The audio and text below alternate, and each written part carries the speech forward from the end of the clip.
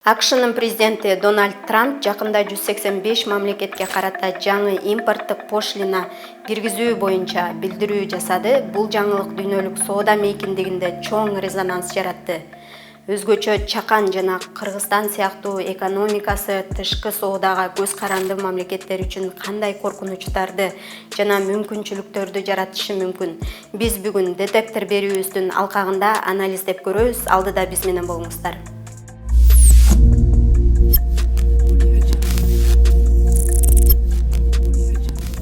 Жаңы бажы пошлиналары жана Трамптын саясаты. Президент Дональд Трамп билдиргендей, AQSh дүйнөдөн импорттолуучу товарлардын дээрлик бардыгына 10% пошлина киргизет. Айрым өлкөлөрдүн товарларына бул көрсөткүч андан да жогору болот. Трамптын бул билдирүүсү AQSh'нын экономикалык саясатында өлкөнүн ички өндүрүшүн коргоо максатын көздөйт. Ал ондогон жылдар бою Кошмо Штаттарды жакынкы жана алыскы өлкөлөр, достор менен душмандар да болушунча талап тоноп келишкенин айтып, нааразычылык билдирип, аларга жооп катары киргизилип жаткан жаңы тарифтер жазылган таблицаны көрсөткөн. Анда жазылгандай, Европа биримдигинен ташылып кирүүчү товарларга 20%, Кытайдыкына 34 деген, бирок кайра 125%га жогорулатып койду. Жапонияныкына 46, Тайвандыкына 32 жана Түштүк Кореянын товарларына 25% төлөм киргизилет. Трамп Кытайга карата тарифтерди 125%га жогорулатты. Ал эми башка өлкөлөргө жеңилдик берилди. Андан көп өтпөй эле Дональд Трамп дүйнөлүк соода саясатына байланыштуу жаңы билдирүү жасады. Ал Кытайдан импортталган товарларга карата бажы төлөмдөрдүн 125%га чейин жогорулатып, ал эми башка мамлекеттер үчүн 90 күндүк мөөнөттө жеңилдик бериле тургандыгын жарыялады.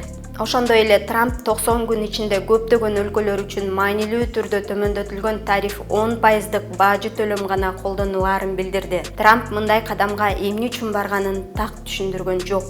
Кыргызстан менен AQSh'нын соода алакасы. Кыргызстан менен AQSh'нын соода алакасы анча чоң эмес. Расмий маалыматтарга ылайык, AQSh Кыргызстанга негизинен азыраак көлөмдөгү азык-түлүк, кийим-кече жана айрым өнөр жай товарларын экспорттойт. Ал эми Кыргызстандын AQShга экспорту негизинен кол өнөрчүлүк буюмдары, текстиль, бал жана табигый продуктылар менен чектелет. Мисалы, 2024 жылдын январь-май айларында Кыргызстан менен AQShнын товар жүгүртүүсү $122 миллион ашуун болгон. AQShдан Кыргызстанга экспорт $121 миллион. Ал эми Кыргызстан AQShга $1,5 миллион товар жиберген. Эгерде Трамптын демилгеси ишке ашып, Кыргызстанда пошлиналар киргизилген өлкөлөрдүн катарына кирсе, анда бул товарлардын AQShdагы атаандаштыкка туруштук берүүсү кыйындайт. Натыйжада экспорт азайышы мүмкүн. Кандай тобокелчиликтер бар? Инфляция. AQShнын экономикалык саясаты глобалдык валюта рыногуна түздөн-түз таасир этет. Эгерде бул кадам AQSh экономикасын жандандырса, доллар кымбаттайт. Бул Кыргызстан үчүн кымбат импорт, алсыз сом жана инфляция дегенди билдирет. Логистикалык кыйынчылыктар.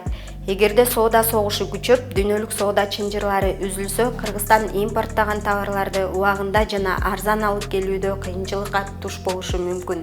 Соодадагы туруксуздук жана дүйнөлүк белгисиздик Кыргызстандын инвестициялык туруктуулугуна залакасын тийгизиши мүмкүн. Чет өлкөлүк инвесторлор мындай шартка көбүнчө коопсуз жана алдын ала болжолдоого боло турган базарларды тандайт. Бирок мүмкүнчүлүктөр да бар.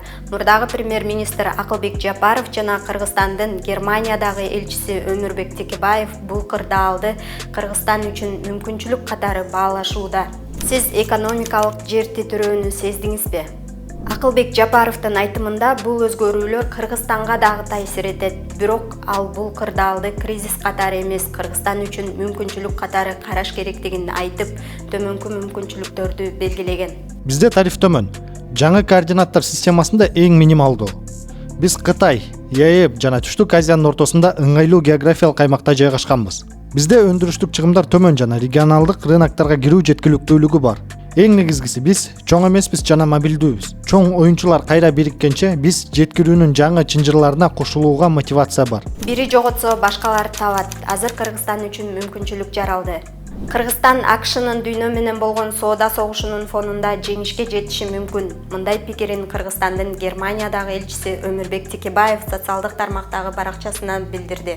Дональд Трамптын соода саясатынын пайда болушу менен дүйнө жаңы доорго, стратегиялык протекционизм дооруна кирди. Планетанын эң ири экономикасы болгон Америка Кошмо Штаттары дүйнөлүк сооданын эрежелерин кайра жазып, келишимдерди кайра түзүп, тарифтерди көтөрүп, жаңы артыкчылыктарды белгилей баштады. Бул Кыргызстан үчүн эмнени билдирет? Бул дүйнөлүк бренддер жаңы өндүрүш сайттарын издеп жатканын билдирет. Ишенимдүү, кирешелүү, ачык айкын. Ал эми бул жерде Кыргызстан жөн эле жеткирүүчү катары эмес, дүйнөлүк оюнчулар үчүн жаңы өндүрүштүк база катары чыга алат. Биз Кыргызстанга Adidas, Nike, Puma, Zara, Levi's сыяктуу алдыңкы брендтерди чакырабыз. Биздин күчүбүз текстиль тармагында. Туура дипломатиялык жана институционалдык колдоо менен Кыргызстан дүйнөлүк брендтер үчүн контракттык тигүү жана өндүрүш ишканаларынын жаңы борбору боло алмак. Чоңдор мушташканда кичүүлөргө мүмкүнчүлүк болот. Бирок аны колдоону биздин тандообуз. Кыргызстан бүгүн жөн гана кийим экспорттоочу эмес, Евразиядагы жаңы өндүрүш хабына айланышы мүмкүн. Бул мүмкүнчүлүктү колдон чыгарбоо маанилүү.